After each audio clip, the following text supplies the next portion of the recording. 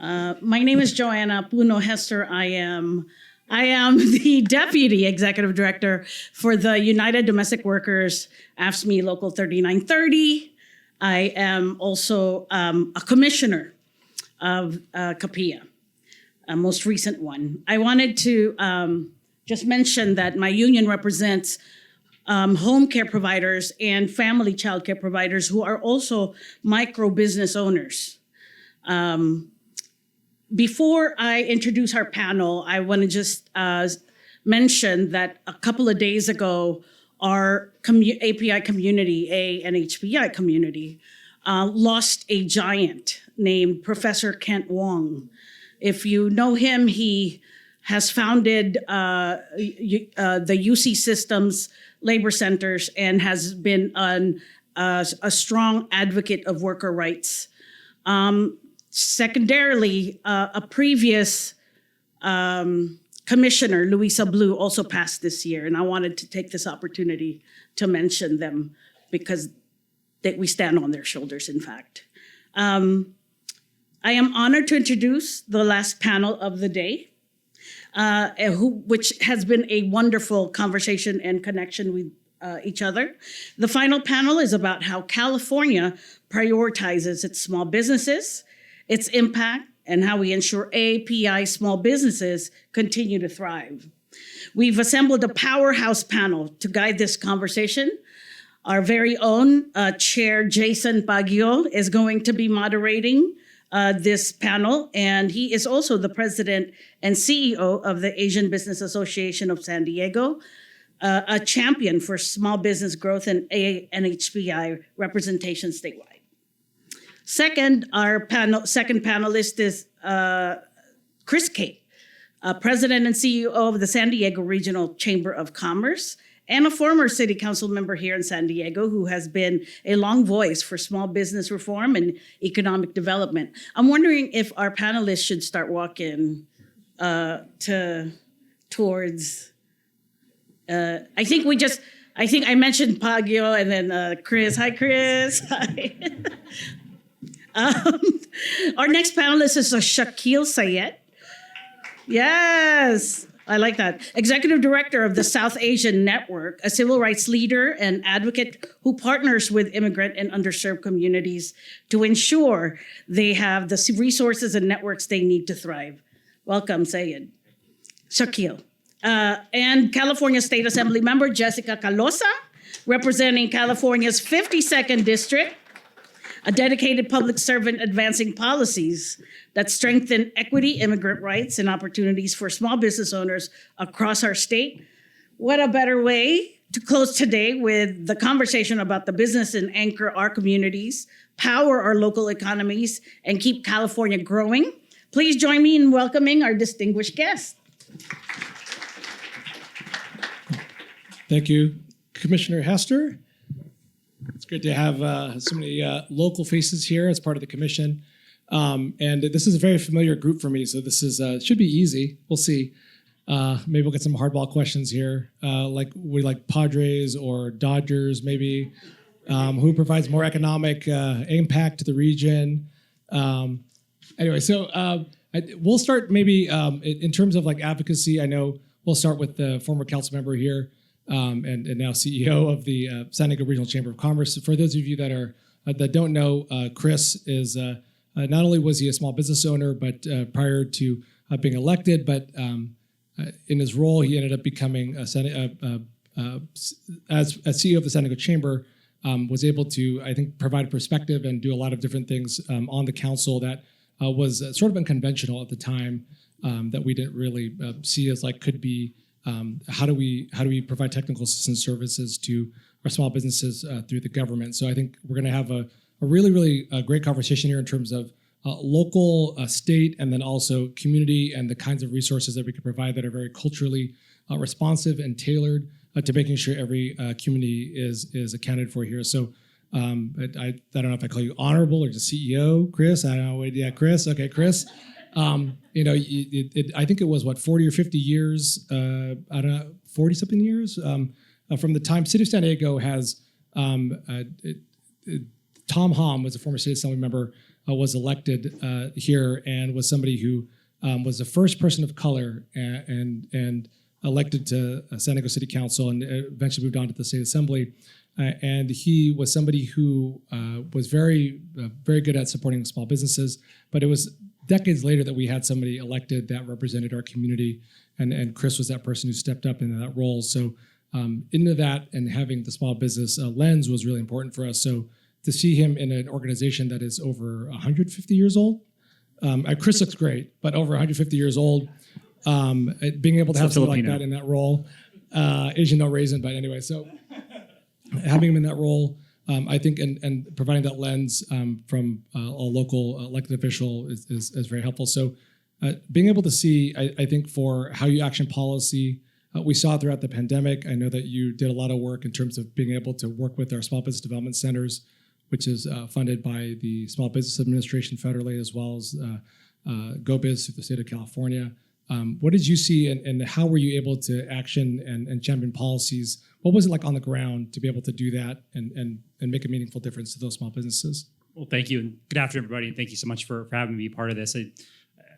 I think when we were going through the midst of the pandemic and seeing the impact in the communities I represented, Mira Mesa, Convoy, these are very predominantly AAPI communities, and seeing the small businesses struggle, and we're seeing the amount of money that was being distributed to local jurisdictions to support businesses. I think it was important for me to ensure that those communities who don't have the ability to advocate in city halls or whatnot, and have the funding to do advocacy work and whatnot, don't even speak the language, had a voice. And so it was a conversation that we were able to have with some colleagues of mine on the city council who also represented ethnic districts and small businesses who were not your traditional small business owners, and discuss with them about how we can ensure that the money that was being allocated for the technical support and technical assistance during really a very challenging time, we're going to them on the ground specifically. So it was something where I was able to bring together a coalition of colleagues and council members, elected officials, to ensure that when we were allocating COVID money, we actually had a direct percentage of dollars that were going to minority-owned businesses for that support. And so it was something that was very important to us, and ensuring that we were talking to also those folks who are on the ground, who have the ability to communicate, have the relationships, have the trust of these business owners. So partnering with what we call the Strategic Alliance, led by the Asian Business Association, the Hispanic Chamber of Commerce, Black Chamber of Commerce as well, too, to ensure those business owners and members of those organizations were getting those dollars. So it's something I think is still important to this day, and making sure that these business owners have that support from local jurisdictions. And proud to say that I think that has continued on even throughout as you close the pandemic and moving forward to today. Thank you, Chris. Shaquille, similarly, and with the South Asian Network, I know a lot of your role with the small business program you created, and being able to get things that, I mean, obviously we're in a position now federally where you see we had the ear of an administration and folks that really wanted to make sure that everybody was accounted for, that we were providing things in language, that we moved so far ahead, and now we're removing out those things. What does it look like in your network and what you're doing to make sure that every part of your community, our community, is able to get the resources they need? And how are you building that community connection, like as Chris mentioned, for those resources? Yeah, thank you, Jason, and thank you so much for hanging out for the best session of the conference today. I happen to be sitting between two politicians. I don't quite know what it means, but I'll do my best. Thanks for asking that question. So South Asian Network is a 35-year-old direct service provider in greater LA area. In 2023, we started the small business support program. And we started this program because many of the small business owners and operators and entrepreneurs also were asking for resources that we didn't have. We didn't know about this program either, to be honest with you. We learned a great deal. We reached out to National Capacity, which is a national organization that provides support to AAPI communities, CBOs, to help us out with how do we go about and support small businesses. Now, sometimes small businesses also need some definition. $5 million, husband and wife team, mother and kids team, small business. So much spectrum, right? Wide spectrum. The folks that we serve and we work with are truly the micro small businesses, mom and pop shops, right? Who don't necessarily have the knowledge and wherewithal to go and apply for a conventional loan in a bank. They don't know what it requires to apply for a loan. They don't know what city and county resources are available. I did not know what the heck CDFI means until we started this program. If any of you operate CDFI, raise your hand. I want to talk to you after the program. So we started supporting these small businesses in this fashion. In the current context particularly, SBA does not have money, or SBA has so many restrictions to give money to small businesses. So we have taken a multi-pronged approach really to do a more holistic outreach and education to these small businesses. First is access to capital. This is the single most important ask from small businesses.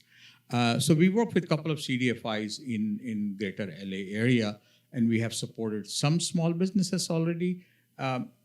It really moves me and touches me to see some of our clients who are victims and survivors of domestic violence, who we mentor, who we provide necessary training, and then we arranged a loan for them, and a couple of them own their own businesses today. There is nothing that warms my heart more than this, to support those who are underserved,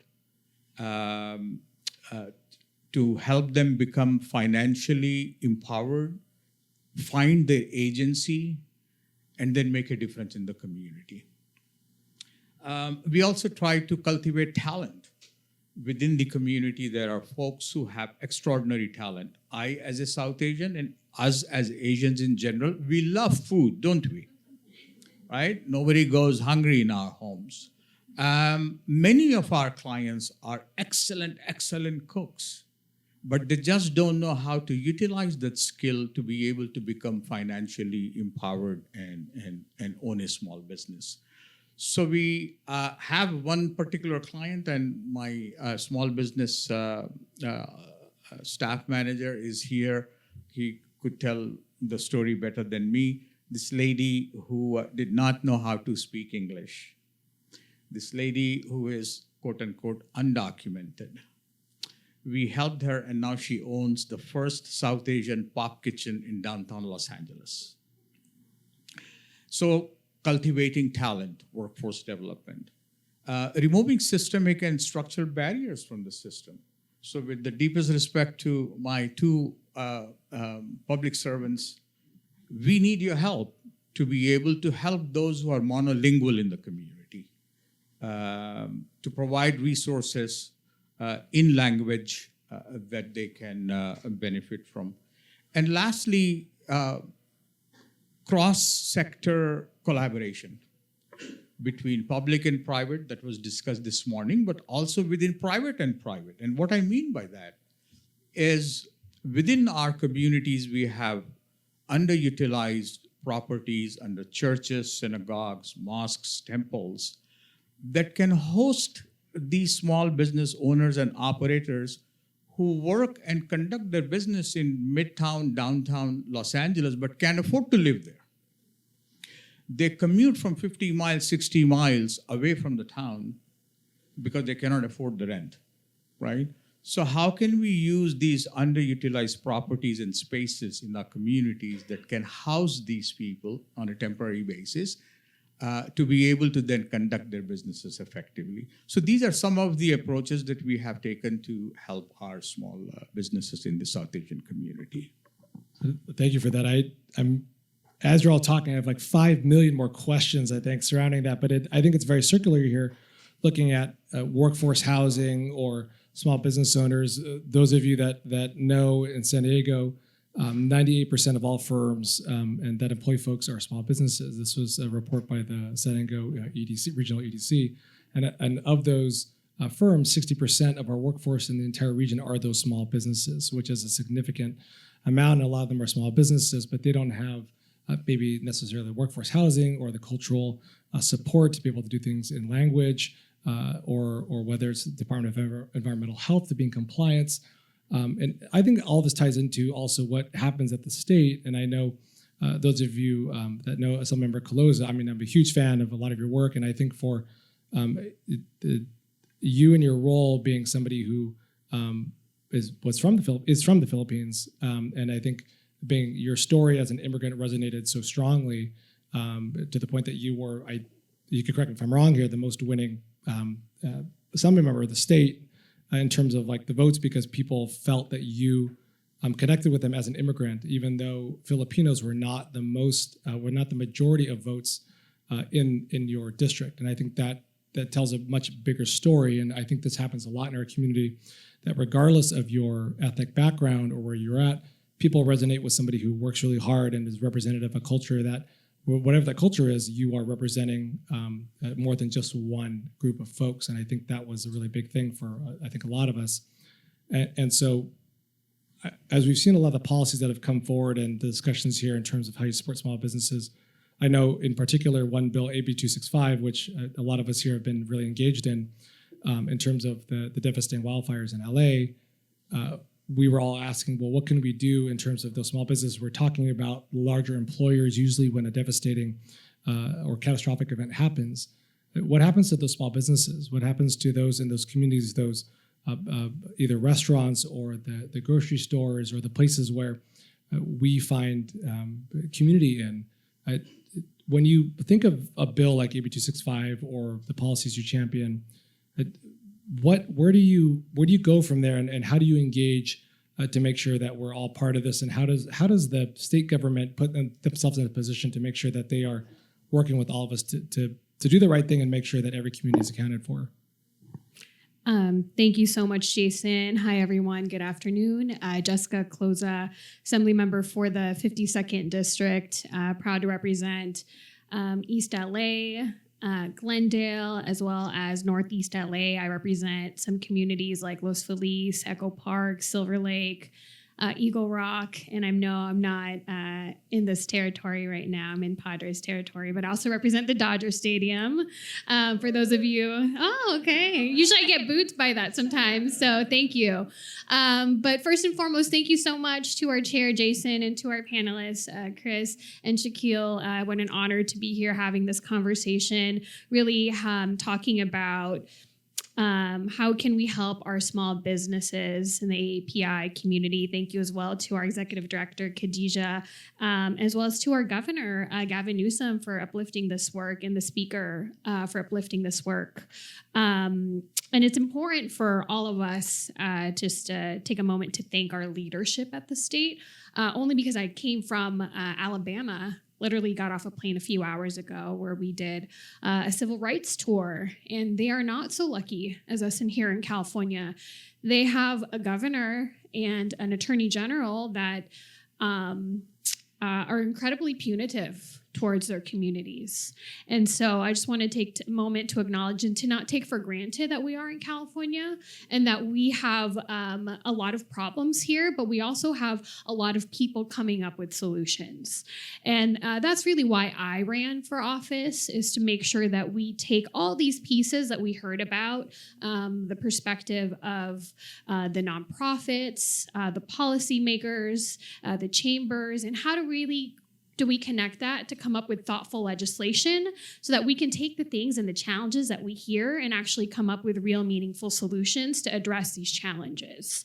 One of the ways in which I've really tried to do that, to stay connected, to answer your question, to our communities, whether it's the mom and pop shops or small or medium or even larger businesses, is really to go door to door and to listen to our entrepreneurs and our small business owners. So I actually very frequently go on what I like to call small business walks. And that's literally going door to door to talk to our neighbors to see what's going on.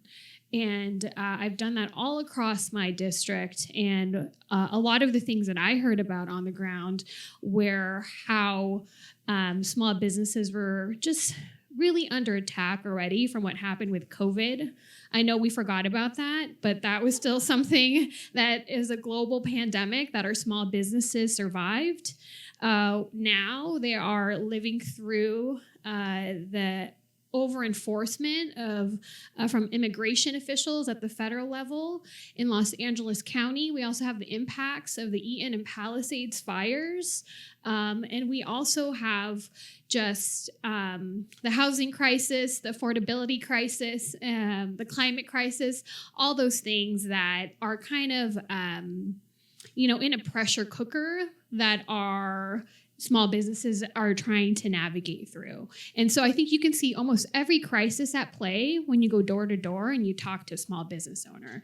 And so for me, one of the things that I did champion that you raised was Assembly Bill 265, which is the Small Business Recovery Act, which would create a $100 million fund upon appropriation for our small businesses for those impacted by disaster or other interruptions. This is currently on the governor's desk. So if you know Governor Newsom, today is also his birthday, by the way. I encourage you to help us have him sign this really important piece of legislation that responds to the needs of what we've all heard and that our small businesses really need help. And just to emphasize one last point before I turn it back over to our chair, small businesses employ half of our workforce in California. They employ half of our workforce. That's an insane amount of economic activity that they generate. And so our small businesses are not just a nice to have in California. They're a need to have. They're a deeply part of San Diego, of Los Angeles, of the state. And so for me, that's really why I'm here, to support the commission's work and to tell everyone here that if you have an idea to support our small businesses, I have an open door and open to hearing your thoughts and ideas. Jason. Thank you, Assemblymember. You mentioned that $100 million fund, and just to be clear for others in the room, the fund is not solely just for LA. That fund helps any. No, it's just for LA. No, I'm just kidding. That's a statewide fund. But for the state of California, I think for us, it's something when a bill gets born, we look at it and we go, okay, well, the partners that are in it are a lot of the technical assistance providers, and we look at the state and how those funds get deployed and who supports them. I think having the thoughtfulness, not too long after the LA fires, there was another one in San Diego, and we were thinking, well, what happens to us? And Chris and I experienced this, in the early and mid 2000s, the devastating wildfires, and we go, okay, well, we didn't have the support, so we wished we had that, at least a mechanism for us to be in that position. We need thoughtful leaders like that to understand our communities, because we're the ones who are usually typically left behind. So thank you for your thoughtfulness there. Chris, going back to you and how those policies get enacted. For the chamber, now that you're in this role, how do you look at how the chamber as a very sort of like sweeping or broad organization that, it's a huge, you have like thousands of members. How do you, taking something from your work with the council to being a small business owner to working with groups like the Asian Business Association and others, how do you take a group as large as the chamber and put it in a position where you can help support others, especially in the climate that we're in today, for technical assistance or funding? Yeah, so a little bit about the San Diego Regional Chamber. We are the largest local chamber on the West Coast. We have over 2,000 members. We represent over 80 different industries, and we have our members employ over 300,000 people, San Diegans. And so for us, it's really about building coalitions and partnerships. One of the things that, and I'm still relatively new to my role, I just started in June, but one of the things that we are looking at is how do we expand the network and opportunities to smaller local chambers throughout the region as well too. Not all the local chambers have the resources that we have in terms of doing various events or trainings, workshops, different programs that we can do that others may not be able to. So how we partner with them. We're also figuring out ways to expand our partnerships with our local SBDC. Literally just signed an MOU with our SBDC this week, actually. I'm losing track of my weeks. This week, actually, to partner with them more so we can figure out, offer those trainings to our members. But as well, too, is how do we partner with, again, I mentioned those folks who have the trust on the ground with these various ethnic chambers that we have in our region. We're fortunate to have these ethnic chambers who have great partnerships, relationships, and again, they may not have all the resources as well, too, that we have, but how can we align and partner with them, not to try to overtake them or take their members, but support them in what they want to do because they represent businesses in our region as well too. And through that, I think we're going to be able to find solutions. And one of the things, and the member talked about it, is going to be housing. I want to commend the commission. The commission issued a report earlier this year about the state of AA and HPI businesses in California. I was fortunate enough to work on that a little bit when I was working with the ABA previous to my role here, but there's a lot of amazing data in that report that hopefully can be continued and have more longitudinal work on that. But one of the things they talked about is the cost of living and housing in San Diego or in the state. And in San Diego specifically, I like leaving this fact with folks is that right now in San Diego, 140,000 people drive into San Diego every single day for their jobs. That is a detriment to our small business owners, employers here, because one of the biggest challenges our employers have is finding talent. And if we don't have the housing in San Diego, they will go elsewhere. There are 40,000 trips on the I-15 corridor going to Riverside every single day. 40,000 trips. That's a huge number. And so if we don't address the housing issues that we have here in San Diego, that's a customer base, an employer base that our small businesses just do not have, which just does not support our economic growth in San Diego. So, and this is being replicated throughout the state. So I commend the Assembly member for understanding that and having that be a priority because it's not just a housing issue, it's also an economic growth issue for our businesses as well. Thank you, Chris.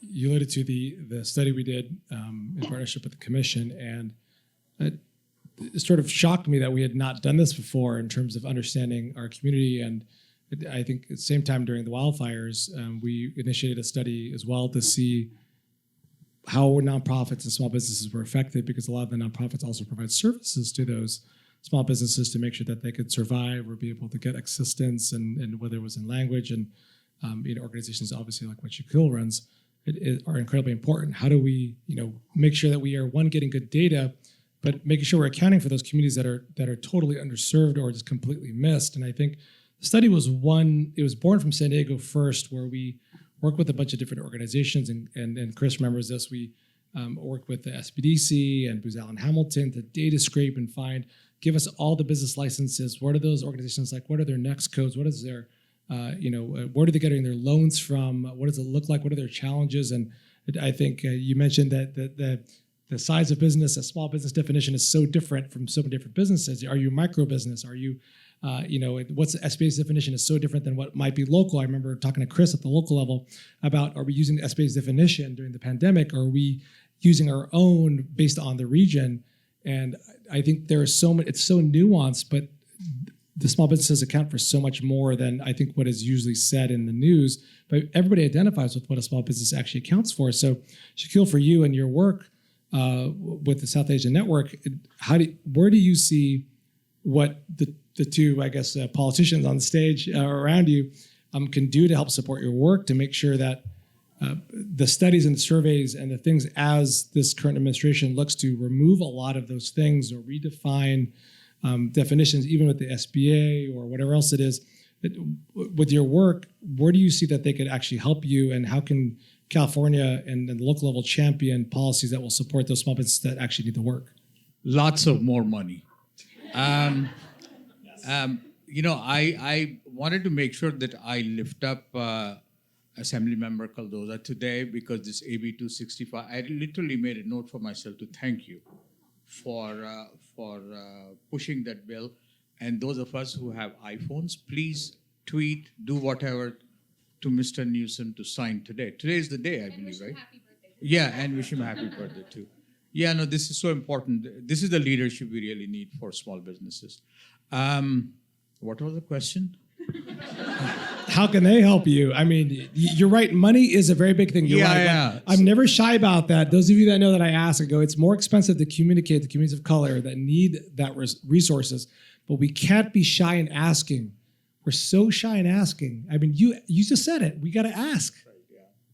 Yeah, well, that's what executive directors do. Khadija, you know very well. Right? Our job number one is to ask money, and job number two is also ask money.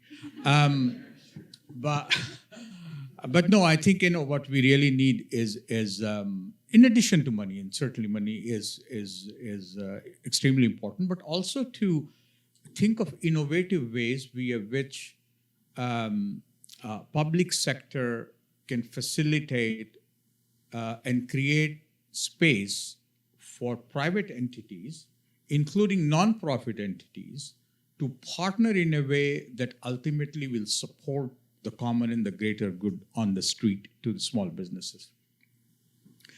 I'll share one example. I also happen to serve on the board of a small nonprofit organization in greater LA area by the name Clergy and Laity United for Economic Justice, CLU. Some of the members of CLU, which are churches, mosques, and synagogues and temples, they have created an ethical social fund to support small businesses. Very small amount, 50,000 or so. And they give these microloans. I wonder if the public sector could pitch in and say, hey, you raise 50K, we will give you 450,000 and make a $500,000 fund for small businesses, for example. Yes, indeed, our state is nearly bankrupt, but still we have a lot of money. Maybe misappropriated, not spent in the areas where it should be spent, especially for small businesses and underserved communities, to targeted investments in areas where there is a big need for these. One of the community that we serve in little Bangladesh, which is part of K-Town in downtown LA, 70% of the people who live in that area, their total household income is less than $50,000. So for them, even a $1,000 loan makes a world of difference than to the chamber members, $1 million is not enough, right? So something along those lines, I think we need to think creatively and innovative way between public sector and private sector to find ways, creative ways via which we actually can optimize the limited resources that we have to be able to actually help those who are in need on the streets. I think you said it well. I plug to the commission. I think this the current appointees and the staff and building capacity is always what ends up helping us to be able to make the case. I think we look at the commission today, we look at who's on staff, and we think of our mission statement is to advocate for the political, economic, and social for our community. And economic wasn't really ever edified, I think, to the extent that is that today we have an economic policy summit, which is, I think, to the credit of the commissioners that are all supportive of this, that you bought in understanding our community. And I will say that, as many of you have heard, when we did the study together with the ABA Foundation and the commission, that our community accounts for over $200 billion of economic impact to the state of California. $200 billion. We are second to white and non-Hispanic businesses in the state of California. We're number two, we're around 1 million businesses. And it's significant. And so that becomes undeniable when you get into a lot of the things of race and whatever else it is, or we're trying to remove certain designations. At the end of the day, if you're a company, if you're an educational institution, or you're a local business, and our community is really, our businesses are the ones that drive the local economy. So 1/3 of all businesses in the nation, by the way, are AAPI-owned businesses. So keep that in mind when people talk to you about the power of our community. With that, I know that identity is an incredibly important thing, and I actually had the privilege of, and thank you, Assembly Member, for having the opportunity for you launch the California International Trade Select Committee, and I know that took some political will for you to get there and the support of the speaker and others to be able to make sure we had that. And in that, in the forum at least, or the meeting I was at, I know Chrissy had that opportunity as well, to be part of the first convening.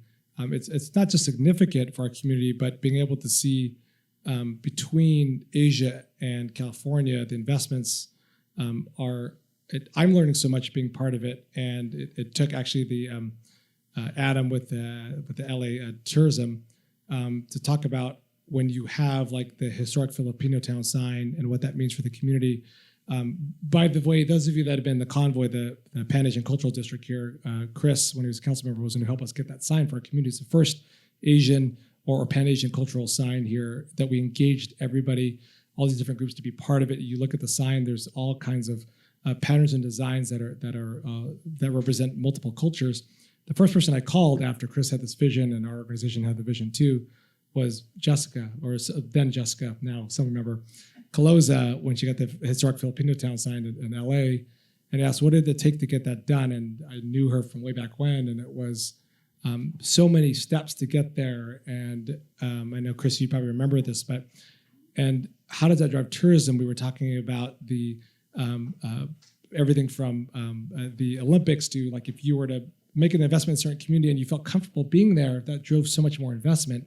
How do you see that with the committee? I mean, talk to us about the committee. Tell us about the committee, one, but then two, where we could support, and what does that mean for the state of California in this, where we're getting into protectionism? What does it look like for trade and for us and diverse communities that make up so much of our economy? Thank you, Jason, for the question. I'm proud to chair the California Asia Trade and Investment Select Committee. Proud to be appointed by Speaker Rivas. And really, this was a select committee that I wanted to champion because, one, we kind of see the state of international affairs that are going on right now and how countries like Asia and other continents are being talked about on the world stage. And the person with the mic, the biggest mic that everyone thinks about is currently the president.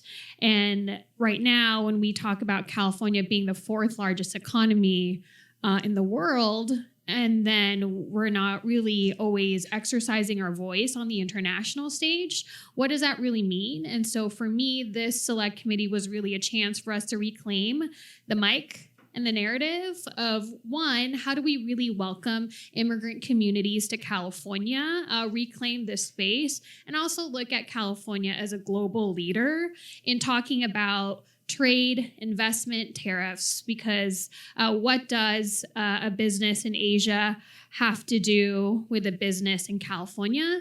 And the answer is actually a whole lot.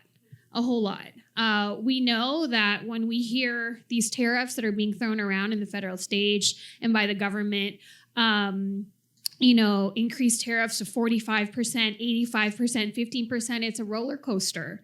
But those aren't just numbers for a lot of our small businesses. For many of our immigrant-owned mom and pop shops who import goods from Asia, they actually are the ones paying the price tag of those tariffs.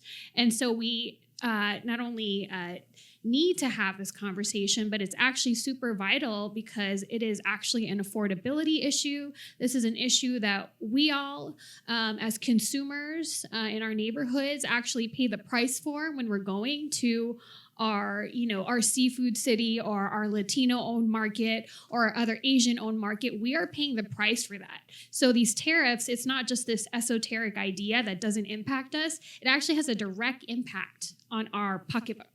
And so the select committee was really a chance to have this conversation with the assembly and ultimately come up with policy ideas and potential legislation to really look at how do we connect what's happening on the global stage make it relatable to what California can control, and more importantly, what impact does it have to our communities at the local level. And so proud to chair that work. We've had two really incredible convenings. One of our members and chair of the AAPI caucus, Assemblymember Mike Fong, is here, who also serves on the committee. And really what we see is a huge appetite for this work. We had Chris Kate also be at our first hearing at the Capitol. Jason also spoke at the last one that we had at Japan House. That means I guess you're speaking at the next one then. We have to complete this. We're not going to leave you out. But so I encourage everyone to engage with us in this work, because we really need to not only recontrol the narrative, but we really need to come up with better policy ideas of how the state can engage on these really important issues. And two, I do want to share some really good news that I received since you talked about housing a bit. Chris has actually got a bill signed right before I came here by the governor. He signed Assembly Bill 920, which is our Permit Streamlining Act.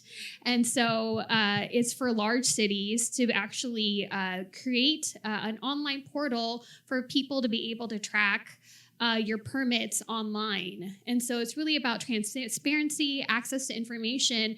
And for those of us who are in the housing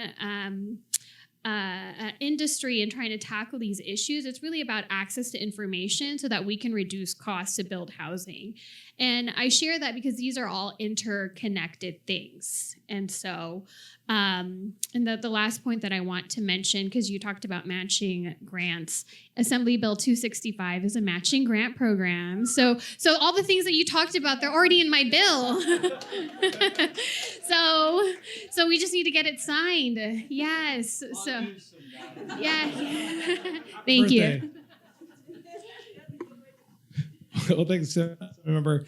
I know we're just about time, so I just want to thank our panelists. Thank you, Chris. Thank you, Shaquille. Thank you, Assembly member, for your diligent work here. Thank you all.